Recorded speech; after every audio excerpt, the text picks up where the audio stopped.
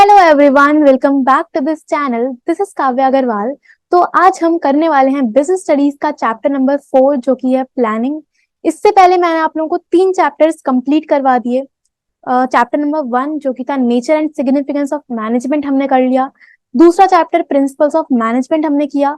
और तीसरा था बिजनेस एनवायरनमेंट जो कि हमने वन शॉट में कवर अप कर लिया था। आज बारी है चैप्टर नंबर 4 प्लानिंग की। तो चलिए इसे स्टार्ट करते हैं और देखते हैं हमें इसमें क्या क्या चीजें पढ़नी है। आ जाइए। तो गाइस, चैप्टर का नाम है प्लानिंग।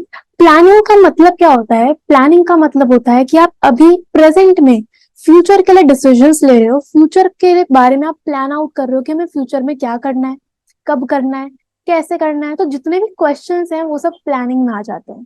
ठीक है, कि सपोज मुझे वीडियो रिकॉर्ड करना है तो पहले मैंने चीजें प्लान आउट करी हैं कि यार मैं ये वीडियो रिकॉर्ड किस टाइम पे करूंगी, किस टॉपिक पे वीडियो बनानी है, उसमें क्या टॉपिक्स इंक्लूड करने हैं, क्या इंक्लूड नहीं करने हैं। तो जितनी भी चीजें हैं वो सब प्लानिंग में आ जाती है। ठीक है, अब प्लानिंग में हमने क्या क्या लिखा है एक बार रीड करते हैं।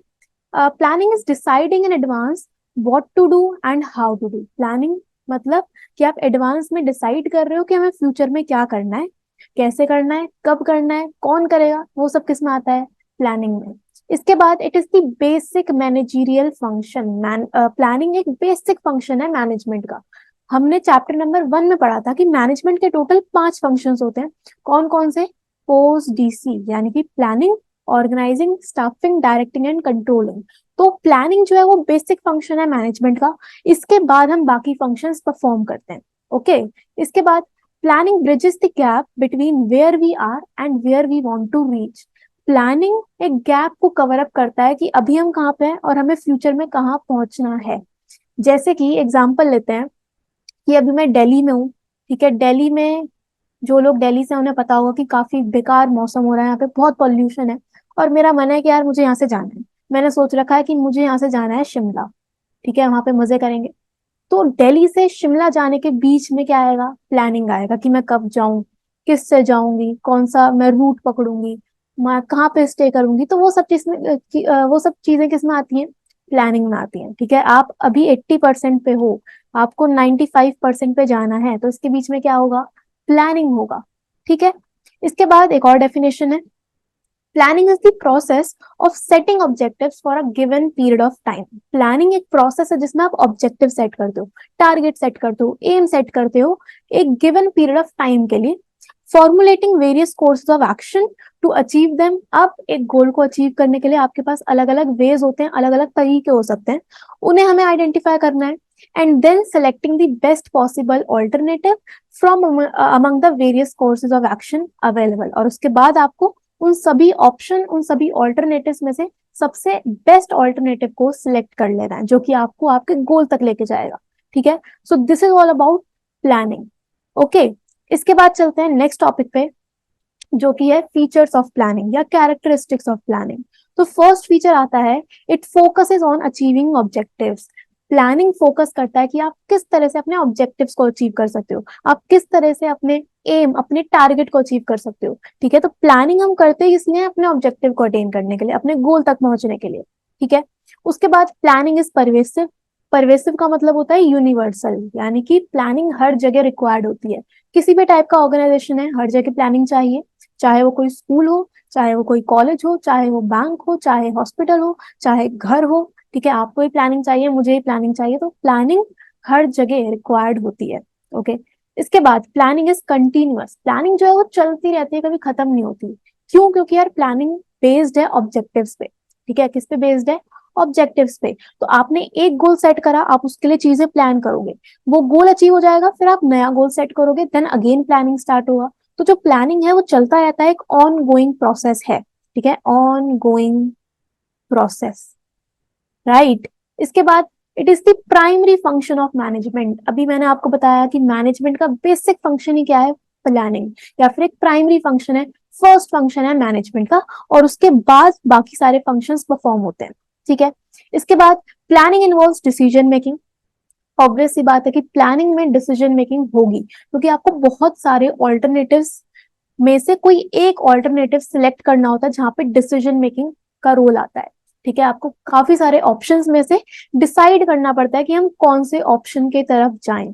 तो वहां पे हमें क्या देखने के लिए मिलती है, डिसीजन मेकिंग। ओके, इसके बाद it is futuristic in nature. Planning futuristic है। फ्यूचरिस्टिक मतलब कि आप फ्यूचर के लिए प्लानिंग करते हो। कभी भी प्लानिंग जो निकल चुका है टाइम, यानी कि पास्ट के लिए आप प्लानिंग नहीं करते, प्रेजेंट के लिए हम प्लानिंग नहीं करते, हम फ्यूचर के लिए प्लानिंग करते हैं कि हमें कल क्या करना है, परसों क्या करना है, इस तरह से। ओके, इसके बाद लास्ट आता है it is a mental exercise. Mental का मतलब यहाँ पे पागल बिल्कुल भी नहीं है। मेंटल यानी कि हम बात कर रहे हैं दिमाग की, ठीक है, कि प्लानिंग में दिमाग लगता है, काफी सारी चीजें आपको सोचनी पड़ती हैं, क्रिएटिविटी लगती है, ब्रेन स्टॉर्मिंग करनी होती है, आपको नए नए आइडियाज डिसाइड करने होते हैं, सोचने होते हैं। तो प्लानिंग में आपको दिमाग चलाना पड़ता है, ठीक है। तो that's why it is a mental exercise. Okay, तो ये होगा हमारे फीचर्स ऑफ प्लानिंग। अब चलते हैं नेक्स्ट टॉपिक पे, जो कि है इंपॉर्टेंस ऑफ प्लानिंग। ये प्लानिंग क्यों जरूरी है। फर्स्ट इंपॉर्टेंस आता है, planning provides direction. Planning direction provide करती है। डायरेक्शन मतलब कि एक वे, एक रूट प्रोवाइड करती है आपके गोल्स तक पहुंचने के लिए, ठीक है। अभी मैंने आपको बताया कि प्लानिंग हम करते हैं ऑब्जेक्टिव्स को अचीव करने के लिए, तो प्लानिंग आपको डायरेक्शन देती है कि किस तरह से आप अपने गोल तक पहुंच सकते हो, ठीक है। अगर आपको 95% लाने हैं तो उसके पीछे प्लानिंग है कि किस तरह से हमें पढ़ना है, किस सब्जेक्ट को कितना टाइम देना है, उसमें कितने क्वेश्चंस करने हैं। तो प्लानिंग आपको एक डायरेक्शन देता है, एक वे प्रोवाइड करता है कि आप अपने गोल तक पहुंच सकते हो। ओके, इसके बाद it reduces the risk of uncertainty. Uncertainty मतलब कि कोई भी मिस हैपनिंग होना, या फिर फ्यूचर में क्या होगा हमें नहीं पता, because future is unpredictable, right. तो प्लानिंग जो है, अगर एक ऑर्गेनाइजेशन, अगर एक कंपनी प्रॉपरली सब कुछ प्लान आउट करती है, तो फ्यूचर में जो भी अनसर्टेनिटी है, या अगर फ्यूचर में कुछ भी लॉस होने के चांसेस हैं, तो वो कहीं ना कहीं कम हो जाते हैं। क्योंकि आप देखो क्या चीज होती है कि आप प्लानिंग करते हो फ्यूचर को दिमाग में रख के, कि फ्यूचर में क्या क्या चीजें हो सकती हैं उसको दिमाग में रख के फिर प्लान करते हो, ठीक है। तो आपने एक तरह से फ्यूचर की इमेज क्रिएट कर लिया है अभी प्रेजेंट में, जिससे क्या हो सकता है, फ्यूचर में जितने भी लॉसेस या कुछ भी अनसर्टेनिटी है उसका रिस्क कम हो सकता है। ओके, इसके बाद नेक्स्ट है, it reduces overlapping and wasteful activities. अगर कोई भी कंपनी अच्छे से प्लानिंग करती है तो वहां से ओवरलैपिंग के चांसेस कम हो जाते हैं। ओवरलैपिंग मतलब कि एक ही काम बार बार हो जाना, ठीक है। जो वेस्टेज है वो कम होती है। कैसे, फॉर एग्जाम्पल, मान लो कि मैंने एक प्लान बनाया कि हम लोग एक पिकनिक पे जाएंगे, और मैंने अपने 4 दोस्तों को बुला लिया, ठीक है, हम लोग 5 हो गए टोटल। हम 5 लोग, हम पांचों ने एक प्लान बनाया कि हम पिकनिक पे जाएंगे कल, और हमने ये चीज डिसाइड ही नहीं करी कि यार घर से खाना कौन लेके आएगा, ठीक है। हमने इतना सोच लिया कि इस बार हम घर से ही खाना लेके जाएंगे, बट लेके कौन आएगा वो हमने प्लान ही नहीं करा। अब नेक्स्ट डे जब हम पिकनिक पे पहुंच गए, अपने स्पॉट पे पहुंच गए, डेस्टिनेशन पे पहुंच गए, तो पता चला कि हम पांचों ही लोग अपने अपने घर से खाना ले आए। तो भाई फिर तो दिक्कत हो जाएगी, क्योंकि इतना सारा खाना और हम लोग सिर्फ 5 लोग। तो वो क्या हुआ, ओवरलैपिंग हुआ। क्यों, because of lack of planning. हमने प्लान ही नहीं किया, उसकी वजह से क्या हुआ कि एक ही काम बार बार हो गया, उससे क्या हुआ, वेस्टेज होगी, ठीक है। तो अगर आपने प्रॉपरली प्लान किया है तो ओवरलैपिंग के चांसेस कम हो जाते हैं, वेस्टेज नहीं होती, ठीक है। इसके बाद नेक्स्ट आता है, इट प्रमोट्स इनोवेटिव आइडियाज। अगर चीजें आपने प्लान करी हैं तो वहां से इनोवेशन को प्रमोट किया जाता है, ठीक है। क्रिएटिविटी इंक्रीज होती है क्योंकि आप नए नए आइडियाज सोचते हो, ठीक है, अलग अलग चीजें आप डिसाइड करते हो, यूनिक वे में आप कुछ काम करने का सोचते हो, तो वहां से इनोवेशन कहीं ना कहीं प्रमोट होता है, ठीक है। इसके बाद it facilitate decision making. Already हमने फीचर्स में पढ़ा कि प्लानिंग हेल्प करता है डिसीजन मेकिंग में, बिकॉज आपको बहुत सारे ऑल्टरनेटिव्स में से कुछ बेस्ट ऑल्टरनेटिव को सिलेक्ट करना होता है जहां पे डिसीजन मेकिंग अपना रोल प्ले करती है, राइट। लास्ट आता है, it establishes standard for controlling. Planning एक बेस है, एक स्टैंडर्ड है फॉर कंट्रोलिंग। कंट्रोलिंग क्या कहता है, कंट्रोलिंग एक लास्ट फंक्शन है मैनेजमेंट का ही, जिसमें हम ये बोलते हैं कि आपका जो एक्चुअल आपने काम करा है उसको आप अपने प्लान के साथ कंपेयर करो, ठीक है। तो अगर आपने प्रॉपरली प्लानिंग करी है तभी कंट्रोलिंग पॉसिबल है। इसीलिए प्लानिंग एक बेस है फॉर कंट्रोलिंग, ठीक है। तो these are the importance of planning, जो कि बहुत इंपॉर्टेंट है, आपके एग्जाम पॉइंट ऑफ व्यू से भी क्वेश्चन आता है इससे भी कई बार, तो इसको आप अच्छे से प्रिपेयर कर लेना, ठीक है। चलो अब चलते हैं नेक्स्ट टॉपिक पे, that is the limitations of planning. Again very important topic, और इसको बिल्कुल भी मिस आउट मत करना। कई बार क्वेश्चन बनता है इस टॉपिक में से, केस बेस्ड क्वेश्चन बन जाता है, तो इसमें आप एक एक पॉइंट को अच्छे से समझ के चलना, ठीक है। चलो, फर्स्ट पॉइंट आता है, it leads to rigidity. Rigidity मतलब कि एक कंपनी ने चीजें प्लान कर ली तो उसको चेंज करना थोड़ा सा रिजिड हो जाता है, ठीक है, फ्लेक्सिबिलिटी नहीं रहती है। जैसे कि एग्जाम्पल लेते हैं कि मान लो मैंने सोचा, बहुत चीजों को प्लान आउट करने के बाद मैंने खुद को एक ऑनलाइन कोर्स में एनरोल करवा दिया। ठीक है, एक नॉर्मल सा ऑनलाइन कोर्स मैंने ले लिया, उसमें मैंने पेमेंट भी कर दी। अब बाद में जब मैं उसमें क्लासेस लेती गई तो मुझे लगा यार ये तो मेरे इंटरेस्ट में है ही नहीं, है ना, उसमें मुझे मजा ही नहीं आ रहा, इससे बढ़िया मैं यूट्यूब से ही सीख लेती चीजें। तो वहां पे क्या हुआ, रिजिडिटी आ गई, क्योंकि मैंने पैसा तो खर्च कर दिया ना, वेस्ट हो गया। अब उसको मैं वापस से रिवर्स तो नहीं कर सकती डिसीजन को। तो प्लानिंग में यही एक प्रॉब्लम है कि वहां पर रिजिडिटी देखने के लिए मिलती है। ठीक है, अगर कंपनी ने प्लान बना लिया है तो उसको चेंज करना इतना इजी नहीं होता। ठीक है, this is the first limitation of planning. उसके बाद दूसरा आता है, it may not work in dynamic environment. हमें पता है कि जो बिजनेस एनवायरनमेंट है वो डायनामिक है, चेंज होता रहता है। कुछ सालों पहले तक बिजनेस अलग तरह से चलते थे, अभी कुछ अलग तरह से काम हो रहा है।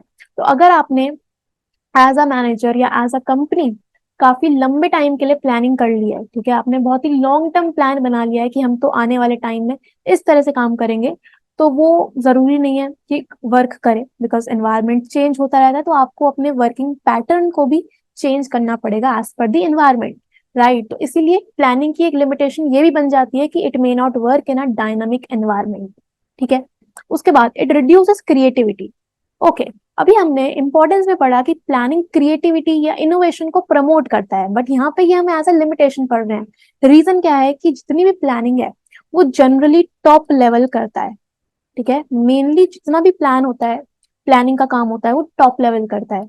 तो उस केस में जो मिडिल लेवल है, जो लोअर लेवल है, उनकी क्रिएटिविटी, उनके आइडियाज को इग्नोर कर दिया जाता है, जो कि लिमिटेशन बन जाता है प्लानिंग का। वहां से क्या होता है कि मिडिल लेवल और लोअर लेवल की जो क्रिएटिविटी है वो कम हो जाती है, उनको इग्नोर कर दिया जाता है। ठीक है, जो कि एक नेगेटिव पॉइंट होता है in case of planning, right. इसके बाद it involves huge cost. Planning करने में काफी ज्यादा कॉस्ट लगता है, बिकॉज इतनी बड़ी बड़ी कंपनीज हैं जो कि बहुत ह्यूज अमाउंट स्पेंड करती हैं अपनी प्लानिंग में ही। वो बड़े बड़े एक्सपर्ट्स को हायर करते हैं, प्रोफेशनल्स को हायर करते हैं। ठीक है, तो वहां पे उनका जो कॉस्टिंग है वो भी काफी ज्यादा आता है, बिकॉज आपको मीटिंग्स कंडक्ट करनी है, उसमें अगेन काफी ज्यादा पैसे खर्च होते हैं। एक प्रॉपर ब्लूप्रिंट, एक फ्रेमवर्क बनाने में कॉस्ट लगता है। इसीलिए प्लानिंग में कहीं ना कहीं कॉस्ट का जो एक प्रॉब्लम है वो भी हमें देखने के लिए मिल जाता है। इसके बाद it is a time consuming process.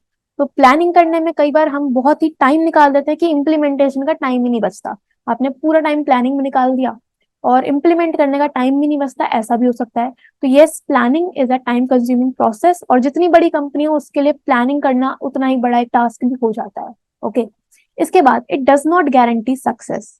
Lastly ये चीज है कि जरूरी नहीं है कि आपने अगर सब कुछ प्लान कर लिया है, एक प्रॉपर आपने शेड्यूल बना लिया है, तो आपको सक्सेस मिलेगी ही मिलेगी, ऐसा कोई भी गारंटी नहीं है। हो सकता है आपके प्लान आपको पॉजिटिव रिजल्ट ला के दें, हो सकता है आपको नेगेटिव रिजल्ट देखने के लिए मिले। तो अगर आपने प्रॉपरली प्लानिंग की भी है तो वहां से कोई भी सक्सेस की गारंटी आपको नहीं मिलती है। प्लानिंग सिर्फ डायरेक्शन देता है, एक रोड मैप प्रोवाइड करता है, बट सक्सेस मिले ना मिले उसकी कोई भी गारंटी यहाँ पे देखने के लिए नहीं मिलती।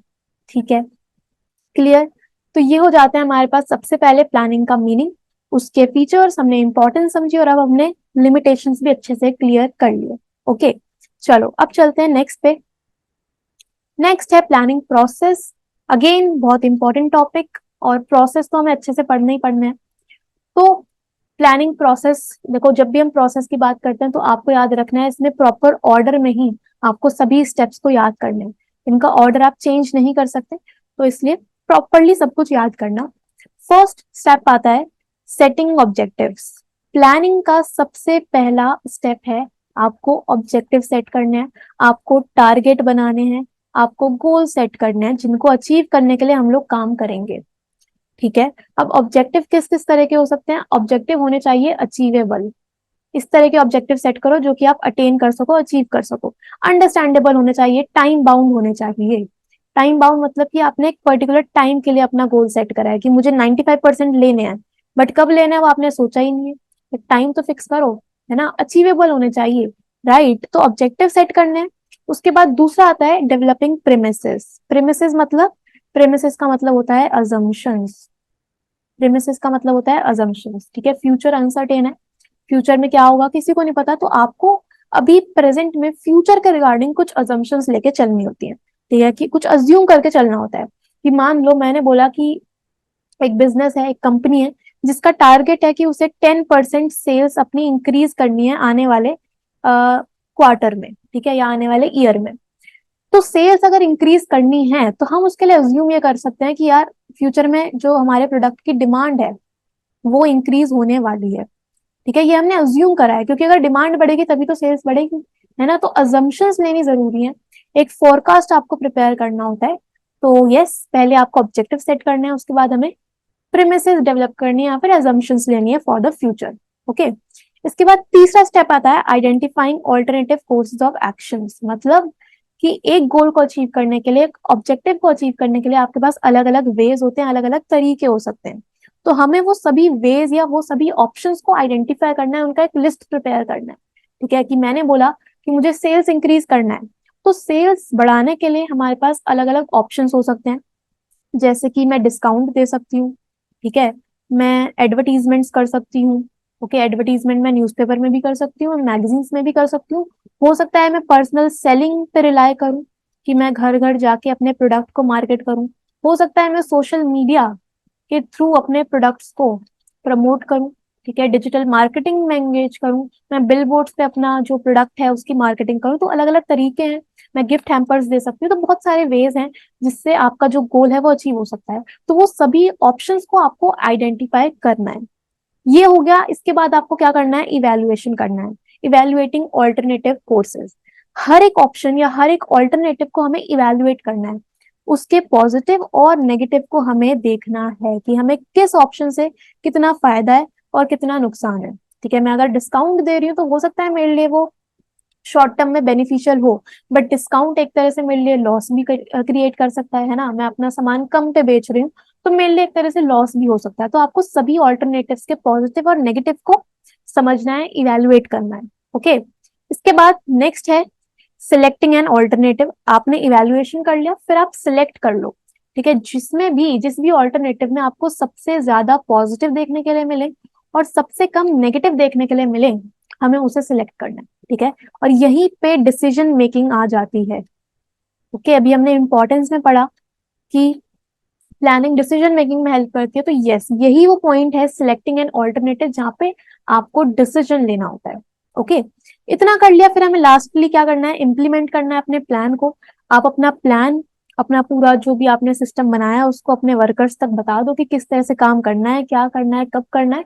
तो इम्प्लीमेंट करो और लास्टली आपको फॉलो अप एक्शन करो। फॉलो अप एक्शन मतलब टाइम टू टाइम आप चेक करते जाओ, मॉनिटर करते जाओ कि आप अपने प्लान के अकॉर्डिंगली काम कर रहे हो या नहीं, ठीक है, मॉनिटर करना है। ओके, वैसे ये लास्ट फंक्शन होता है कंट्रोलिंग, बट जब आप प्लान को इम्प्लीमेंट कर रहे हो तो वहां पे भी आपको टाइम टू टाइम चेक करते चलना है कि आपने एज पर प्लान काम किया है या नहीं किया, ठीक है। तो ये होता है हमारा प्लानिंग प्रोसेस।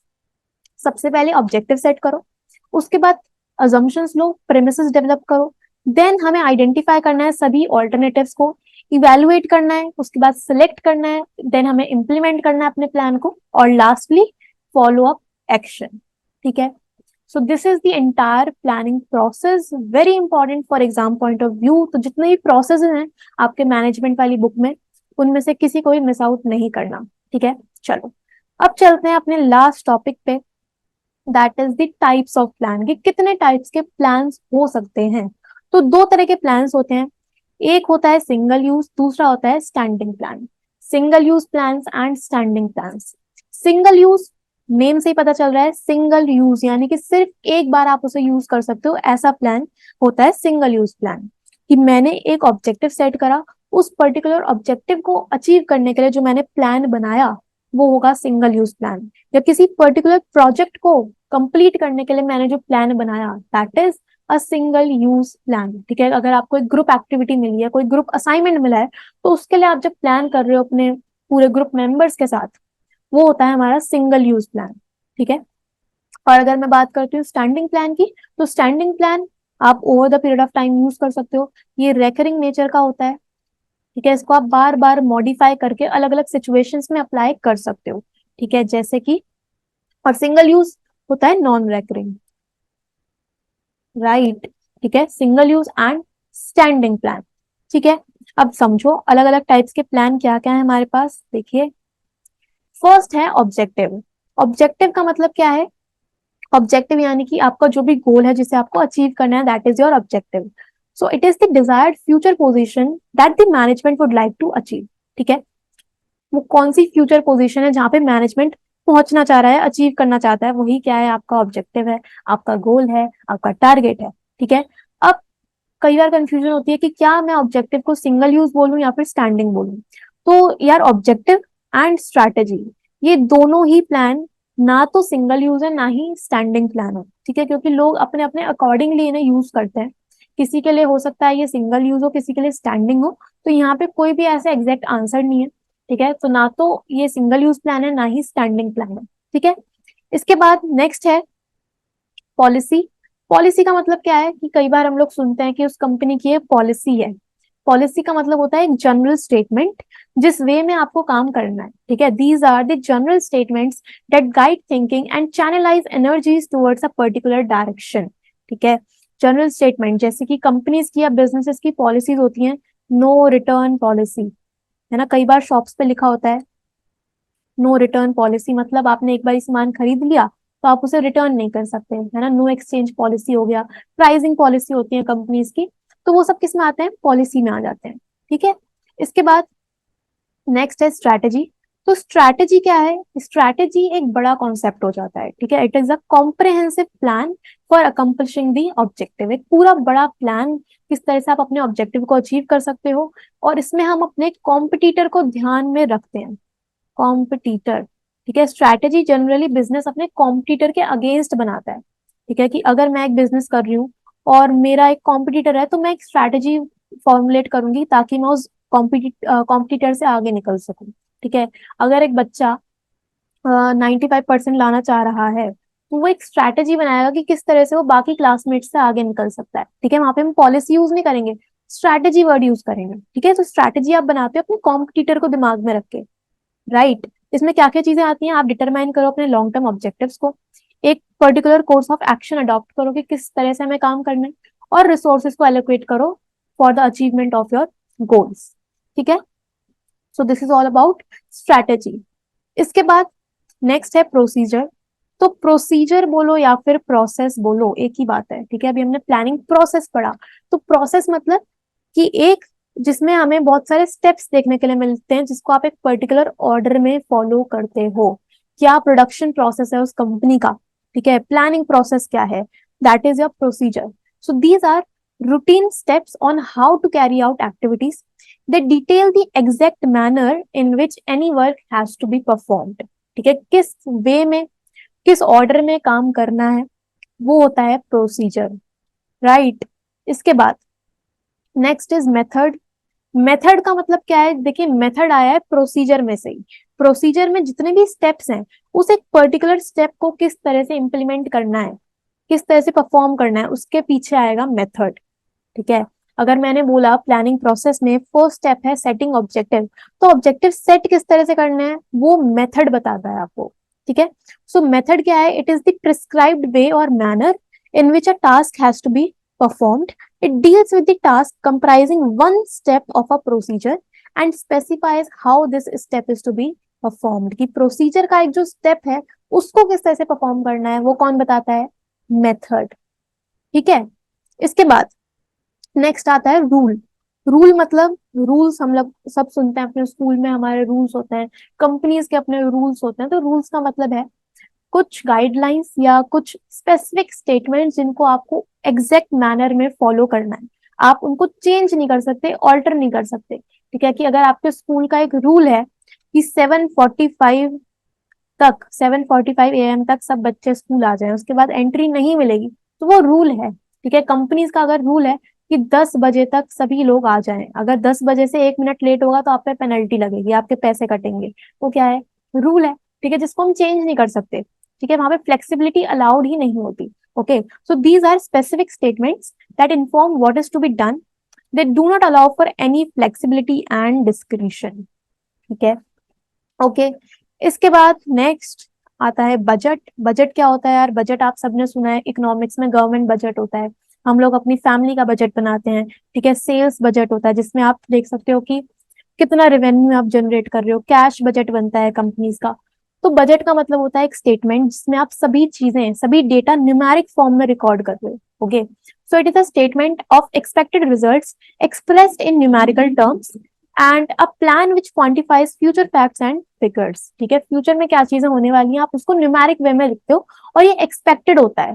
ठीक है, ये एस्टिमेशन होता है। अगर आपने गवर्नमेंट बजट समझा हो तो गवर्नमेंट हर साल अपना बजट बनाती है जिसमें वो बताती है कि इस साल हमारा एस्टिमेट यहाँ यहाँ खर्चा होने वाला है, यहाँ यहाँ से हमारे पास रेवेन्यू जनरेट होने वाला है। तो वो सिर्फ एक एस्टिमेशन है। ठीक है, एक पूरी स्टेटमेंट जिसमें सब कुछ न्यूमेरिक वे में लिखा होता है।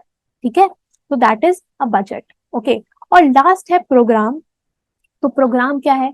प्रोग्राम बेसिकली अभी तक हमने जितने भी पॉइंट्स पढ़े, ऑब्जेक्टिव है, स्ट्रैटेजी है, बजट हो गया, पॉलिसी है, रूल्स हैं, उन सबको अगर मैं कलेक्टिवली देखूं तो वो पूरा एक प्रोग्राम बन जाता है। ठीक है, so it is a detailed statement about a project including objective, policy, rules, procedure, task, HR required and budget to implement any course of action. ठीक है, तो सबको कलेक्टिवली देखो, कंबाइंड फॉर्म में देखोगे तो वो पूरा का पूरा एक बजट प्रोग्राम बन जाता है। Right, so these are all the types of plans जो कि हमने पढ़े। ऑब्जेक्टिव एंड स्ट्रैटेजी ना तो सिंगल यूज है ना ही स्टैंडिंग प्लान है। प्रोग्राम और बजट की बात करूं तो ये दोनों ही सिंगल यूज प्लान है। ठीक है, प्रोग्राम सिंगल यूज प्लान है और बजट भी सिंगल यूज प्लान होता है। बाकी सारी जितनी भी चीजें हमने पढ़ी, रूल्स हो गए, पॉलिसीज हो गए, प्रोसीजर हो गए, ये सभी क्या है? ये सभी स्टैंडिंग प्लान है। ठीक है, ओके, तो अगर आपके पास MCQ बेस्ड क्वेश्चन आता है, आपको आइडेंटिफाई करना है कौन सा सिंगल यूज है कौन सा स्टैंडिंग है, तो आप बहुत इजीली आइडेंटिफाई कर पाओगे। राइट, सो बस यार इतना ही हमारा चैप्टर है। हमने पूरा चैप्टर अच्छे से डिटेल में समझा, एक एक पॉइंट मैंने आपको क्लियरली समझाने की कोशिश करी एंड होपफुली आप लोगों को अच्छे से हर एक पॉइंट समझ में आया होगा। ठीक है, तो अब अच्छे से आप लोग इसकी रीडिंग करो बुक से, एक एक पॉइंट को पढ़ो, उसमें क्या क्या कीवर्ड्स हैं उन्हें मार्क करो ताकि आप एग्जाम में बहुत अच्छे सभी चीजें अटेम्प्ट कर पाओ, केस बेस्ड क्वेश्चन अच्छे से आप लोग कर पाओगे। ठीक है, चलिए फिर इस वीडियो में इतना ही। अब हम लोग स्टार्ट करेंगे अपना chapter number 5 in the next video. और अभी तक हमने 4 चैप्टर्स अच्छे से वन शॉट में कवर अप करे, तो अच्छे से इन सबको प्रिपेयर करो और वीडियो को लाइक जरूर करना, कमेंट करके बताना कि किस तरह से आपकी स्टडीज चल रही हैं, और शेयर जरूर करना। मिलते हैं नेक्स्ट वीडियो में। Thank you so much.